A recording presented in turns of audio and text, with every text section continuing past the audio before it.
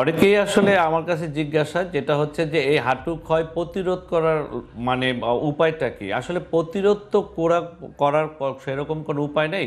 তবে আমি পেশেন্টকে যা বলি সেটি হচ্ছে যে আপনার ওজনটা নিয়ন্ত্রণে রাখতে হবে। এটা হলো প্রথম কথা। ওজনটা হাইট অনুযায়ী আপনার যে ওজন থাকা উচিত সেই ওজনটা যদি মেনটেন করেন, এইটা একটি কাজ। ২ নাম্বার কথাটি হচ্ছে যে আপনার যে মুভমেন্টটা যতটুক দরকার ঠিক ততটুকুই হাঁটু ভাঁজ করবেন।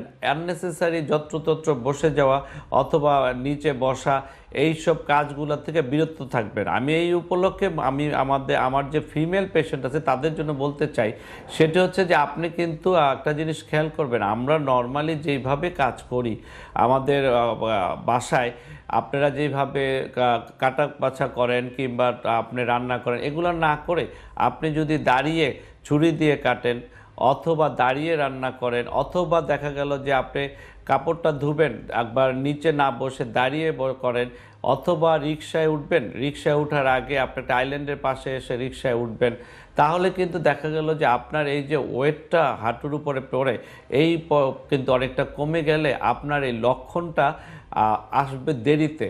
তবে সর্বোপরি যে কথাটি হচ্ছে সেটি হচ্ছে যে ওজন যদি নিয়ন্ত্রণ করেন আপনার অস্টিওআর্থ্রাইটিস ডেভেলপ শুরু হবে দেরিতে। আর এটাকে একেবারে তো আর বন্ধ রাখা যাবে না, কারণ বয়সের সাথে সাথে ওয়্যার অ্যান্ড টিয়ার হবে, এটা আল্লাহ তাআলার নর্মাল নিয়ম। কিছু অস্টিওআর্থ্রাইটিস হবে, তবে এক্সট্রিমে যাওয়া থেকে এই কাজগুলো করলে তখন হয়তো আপনারা কিছুটা হলেও দেরিতে শুরু হবে এবং রেহাই পাবেন। সেকেন্ড হচ্ছে গিয়া আমাদের ইসের জন্য ফিমেল পেশেন্টদের জন্য বলছি, মেল পেশেন্টদের জন্য বলছি যে জুতা একটা ইম্পর্টেন্ট পার্ট।